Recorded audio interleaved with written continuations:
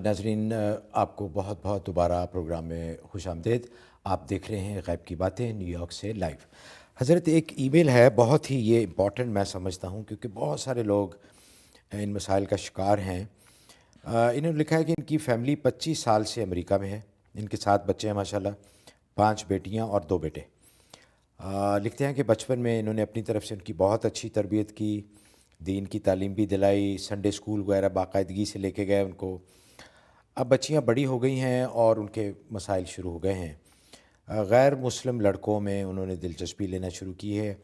ایک بچی ان کی ایک چائنیز لڑکے کے ساتھ انوالو ہے جس کا کوئی دین ایمان ہی نہیں ہے، کوئی مذہب ہی نہیں ہے، اور دوسری ایک بلیک کرسچین لڑکے کے ساتھ انوالو ہے، اور بہت ان کو سخت قسم کی ان سے محبت ہو گئی ہے، اور ایک نے تو فیملی کو بتائے بغیر منگنی بھی کر لی ہے۔ انہوں نے بہت سمجھایا لیکن عشق کا بھوت سوار ہے، مذہب سے بھی دور ہو گئی ہیں۔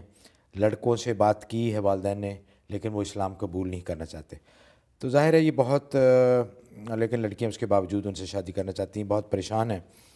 تو یہ فرمائیے کہ ایسے مسائل جو ہیں، ایک تو ظاہر ہے کہ لڑکی غیر مسلم سے شادی نہیں کر سکتی، تو والدین کو کیا کرنا چاہیے؟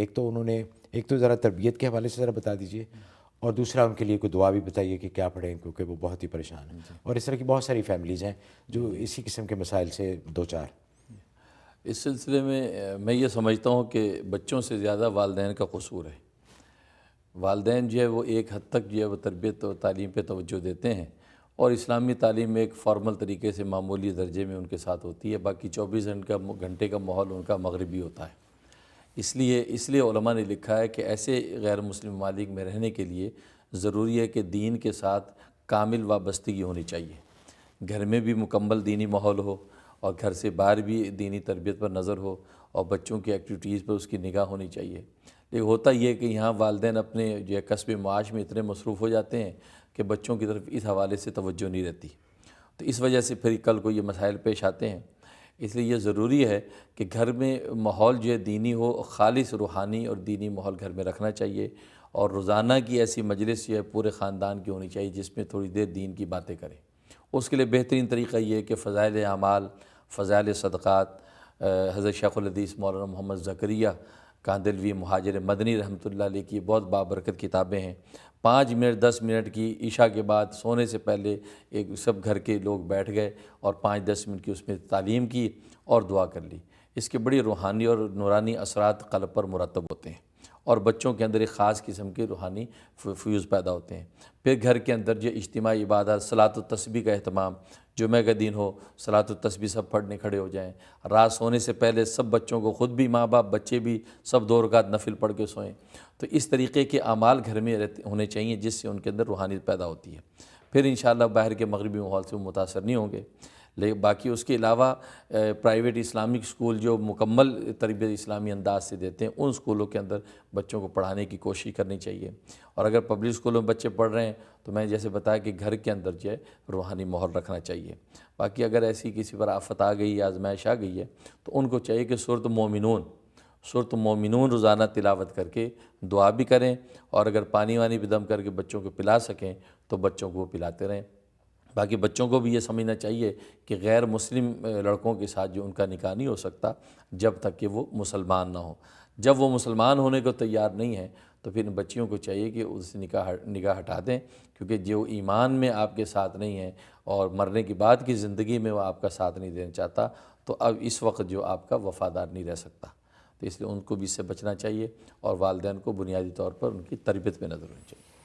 حضرت غیر مسلم سے لڑکیوں کو ویسے بھی شادی منع ہے، جی بالکل۔ اور دوسرا یہ کہ صرف سنڈے اسکول سے کام نہیں چلے گا کہ ایک فارمیلٹی کے طور پہ بچوں کو لے کے چلے گئے اور آپ سمجھ رہے ہیں کہ آپ کی ذمہ داری ادا ہو گئی، تو اس کے پھر نتائج اچھے نہیں نکلتے۔ اس کے لیے والدین کو بھی پوری طرح قربانی دینی پڑتی ہے، ان کے ساتھ وقت لگانا پڑتا ہے۔ خالدہ ہیں جی میری لینڈ سے۔ جی السلام علیکم۔ السلام علیکم۔ وعلیکم السلام۔ میرا سوال روزے کے بارے میں ہے۔ کس کے بارے میں جی؟ جی روزے کے بارے میں۔ جی مجھے ایک دوست نے بتایا ہے، عربی دوست ہے، کہ جمعے کو روزہ نہیں رکھنا چاہیے، جمعہ بڑا دن ہے جیسے لائک عید، تو اس کے بارے میں پلیز وضاحت کر دیں۔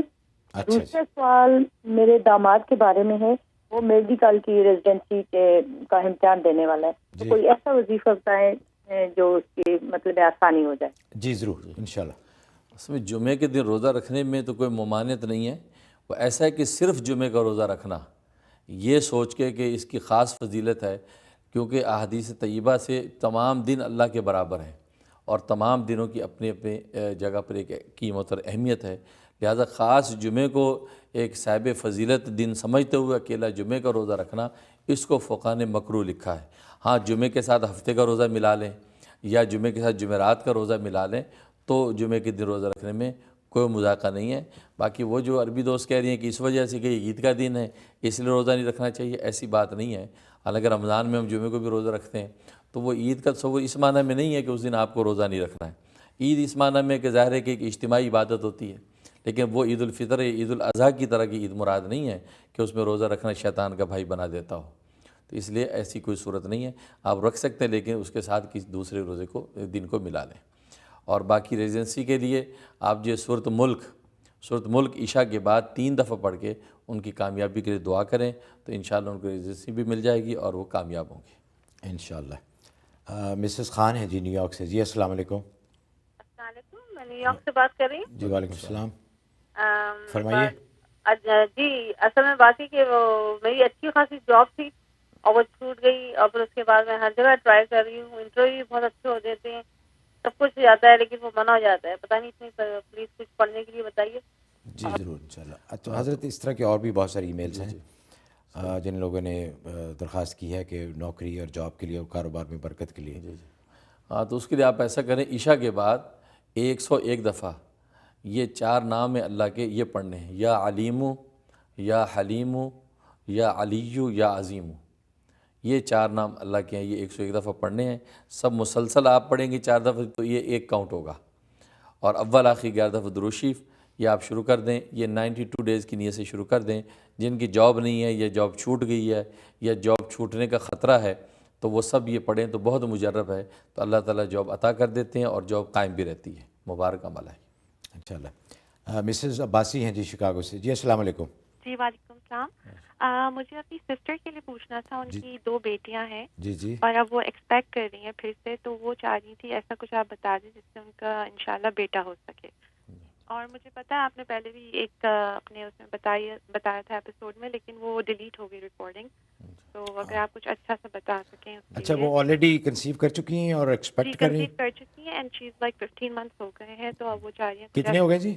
15 ڈیز ہو چکے ہیں 15 ڈیز، اچھا میں نے کہا 15 منتھس۔ اور بس ایک اور کوئک کویشچن، مجھے 3 خواب ایسے آ چکے ہیں جس میں مجھے چوہا نظر آیا ہے، اچھا تو وہ مجھے لگتا ہے کہ میرے گھر میں مجھے چوہا ملا تھا، تو وہ ڈر بھی ہو سکتا ہے، ڈر کی وجہ سے خواب میں ایسے نظر آ رہا ہے، یا تو آپ اس کی تعبیر بتا دیں۔ جی بابا شکریہ۔ تو پہلے اس کے لیے تو آپ ایسا کریں، سورۃ یوسف یہ روزانہ تلاوت کر کے پانی پہ دم کر کے دے دیں اور پانی وہ پئیں، خود بھی وہ تلاوت کر کے پانی پی سکتی ہیں۔ اور دوسرا سورۃ یاسین کی آیت نمبر 36 یہ 36 مرتبہ روزانہ تلاوت کر کے جب وہ پیٹ پہ دم کریں اور کھانے پینے کی چیز پہ دم کر کے پی لیں۔ اور تیسرا جیسا کہ حدیث میں آتا ہے کہ اگر جو اس حمل کا نام محمد رکھ دیں تو بیٹا ہوتا ہے۔ چنانچہ جس راوی محدث نے یہ حدیث نقل کی ہے، روایت کی ہے، وہ کہتے ہیں میں نے اپنے 7 بیٹوں پر اس کا تجربہ کیا ہے، اور جو حمل ٹھہرا اس حمل کا نام میں نے محمد رکھ دیا تو اللہ تعالیٰ نے مجھے بیٹا عطا فرمایا۔ اس طرح 7 بیٹے ہوئے۔ لہٰذا اس کا طریقہ یہ کہ شوہر جو ہے بیوی کی ناف کی جگہ پر ہاتھ رکھ کے اور اللہ تعالیٰ سے یہ دعا کر دیا، اللہ اس میں جو حمل تو نے مجھے عطا کیا ہے اس حمل کا نام میں نے محمد رکھ دیا تیرے محبوب کے نام پہ، تو اللہ تبارک و تعالیٰ بیٹا عطا فرماتے ہیں، خوبصورت اور خوبصورت بیٹا ہوگا۔ اور پھر محمد کے ساتھ بعد میں آپ کوئی بھی لگا سکتے ہیں نام، بشیر لگا دیں، نذیر لگا دیں، تو اس کے ساتھ کوئی اور نام ایڈ کر سکتے ہیں، تو انشاءاللہ اس سے اللہ تعالیٰ بیٹا عطا فرمائیں گے۔ اور باقی جو خواب دیکھا ہے تو خواب میں 2 صورتیں ہیں، اگر کوئی رزق کی تنگی چل رہی ہے تو اس کا مطلب یہ، چوہا دیکھنے کا مطلب یہ کہ آپ کی رزق میں خوشحالی ہو جائے گی، رزق میں وسعت اور خوشحالی پیدا ہو جائے گی۔ اور اگر رزق کی تنگی نہیں ہے اور مالی خوشحالی چل رہی ہے اور پھر آپ نے چوہے کو دیکھا، اس کا مطلب کوئی دشمن ہے جو در پردہ آپ کو نقصان پہنچانا چاہتا ہے، تو یہاں حسب توفیق آپ صدقہ دے دیں تو اللہ تعالیٰ اس سے محفوظ رکھیں گے انشاءاللہ۔ ملک باقر صاحب ہیں جی نیو یارک سے، جی السلام علیکم۔ وعلیکم السلام جی فرمائیے۔ جی میں نے آپ سے ملاقات بھی کی تھی، مجھے بیک بون کی پرابلم ہے، تو آپ نے وظائف بتائے تھے کافی، جی جی تو اس کے آپ نے تعویذ بھی دیے تھے، لیکن 21 دن کا وہ عمل تھا، لیکن اس سے کوئی فرق نہیں پڑا، وہ بالکل اسی طرح ہے، بلکہ زیادہ بڑھ گئی ہے درد، اس سے پورے پاؤں میں بھی جاتی ہے، ساری ٹانگوں میں بھی جاتی ہے. اوہو. اور یہ انہوں نے بتایا تھا کہ جادو ہے، ایسا کوئی چکر ہے، لیکن وہ کوئی اس سے فرق نہیں پڑا. اور اس کے لیے کچھ بتا دیں. جی ضرور انشاءاللہ. ہاں تو اس کے لیے ایسا ہے کہ وہ عمل 21 دن کا بھی نہیں ہے، 21 دن بعد تو آپ ہمیں اپڈیٹ دیں گے کہ کیا صورتحال ہے، لیکن ابھی عمل آپ کا جاری رہے گا. اور جو تعویذ آپ کو دیے ہوئے ہیں مزید آپ 21 دن کے تعویذ لے کے جائیں، یہ تقریباً 92 ڈیز کا عمل ہوگا. اور جو دم وغیرہ کروانا ہے وہ کروائیں اور اس کو جاری رکھیں. ویسے فی الحال آپ ایسا کریں، درد کی جگہ پہ ہاتھ رکھے، سورۃ والناس قرآن کریم کی آخری سورت، یہ 7 دفعہ پڑھ کے اس کے اوپر ہاتھ پھیر لیں. تو یہ 3 دفعہ پھونک لیا کریں. تو موقع بموقع دن میں جتنی مرتبہ موقع ملے آپ یہ عمل کرتے رہیں، انشاءاللہ آپ کے درد میں افاقہ ہو جائے گا. اچھا حضرت، بہت ساری ای میلز ہیں کہ ان کے بچے ہیں، جیسے یہ ای میل ہے کہ ان کا 3 سال کا بیٹا ہے جو ابھی تک بول نہیں پا رہا. یہ کہہ رہے ہیں کہ ہم بہت پریشان ہیں کیونکہ وہ پری اسکول جانے والا ہے، تو یہ چاہتے ہیں کہ حالانکہ 3 سال کا ہی ہے تو لیکن وہ کوئی بات بھی نہیں کرتا، تو کہتے ہیں کچھ کوئی دعا بتائیے یا وظیفہ بتائیے کہ جس سے وہ باتیں کرنا شروع کر دیں. جی جی، اس کے لیے آپ ایسا کریں، سورۃ والتین 7 مرتبہ 1 ٹی اسپون جو ہے شہد پہ دم کریں اور وہ شہد دن بھر اس کو چٹا دیں. ویسے دودھ میں ڈال کے پی لے یا ویسے تھوڑا تھوڑا انگلی سے اس کو چٹاتے رہیں. تو ٹی اسپون ایک شہد جو اصلی لے کے اس کے اوپر 7 دفعہ سورۃ والتین دم کریں اور اس کو چٹاتے رہیں. اور یہ 71 ڈیز آپ نے کرنا ہے، انشاءاللہ اللہ تبارک و تعالیٰ کی رحمت سے وہ بولنے لگے گا. اچھا حضرت، ایسا بھی ہوتا ہے کہ کچھ بچے ذرا دیر سے بولنا شروع کرتے ہیں، تو والدین کو زیادہ پریشان نہیں ہونا چاہیے. ہو سکتا ہے میڈیکلی ایسا ہو کہ دیر سے بعض بچے بولتے ہوں، اچھا ہو سکتا ہے، لیکن یہ ہے کہ اتنے 3 سال کے عرصے میں کچھ نہ کچھ تو الفاظ بولنے ہی چاہیے اس کو. تو ان کی پریشانی بجا ہے بجا اگر ہے، نہیں اس بول لیے پا ہوتا رہا. ہے. اچھا جی. ناظرین، ایک اور چھوٹی سی بریک لیتے ہیں. بریک پہ جانے سے پہلے شکر گزار ہیں honeyderm.com جو کہ شہد اور تمام قدرتی اجزاء سے ان کے پروڈکٹس ہیں، بالوں کے لیے، جلد کے لیے اور ڈائبٹیز شوگر کے لیے بہت ہی ان کے مجرب اور مفید ہیں. آپ استعمال کیجئے، انشاءاللہ آپ کو بہت فائدہ ہوگا. میں خود بھی یہ استعمال کرتا ہوں اور میں خود انڈورس کر رہا ہوں کہ واقعی ان کے جو پروڈکٹس ہیں ان سے فائدہ ہوتا ہے. آپ بھی ان کے ویب سائٹ پہ جائیے honeyderm.com. اگر آپ بالوں کا مسئلہ ہے یا کوئی جلد کے امراض ہیں یا ڈائبٹیز ہے تو انشاءاللہ آپ کو بہت فائدہ ہوگا. حاضر ہوتے ہیں ایک چھوٹی سی بریک کے بعد. اس پروگرام کو پیش کرنے میں ہمارے ساتھ تعاون کیا ہے UBL کلک اینڈ ریمٹ نے، جو پاکستان رقومات بھیجنے کا آسان، تیز ترین اور محفوظ ذریعہ ہے، اور ہنی ڈرم نے، جو جلد اور بالوں کے امراض میں خالص شہد اور قدرتی اجزاء پر مشتمل بہترین پروڈکٹ ہے.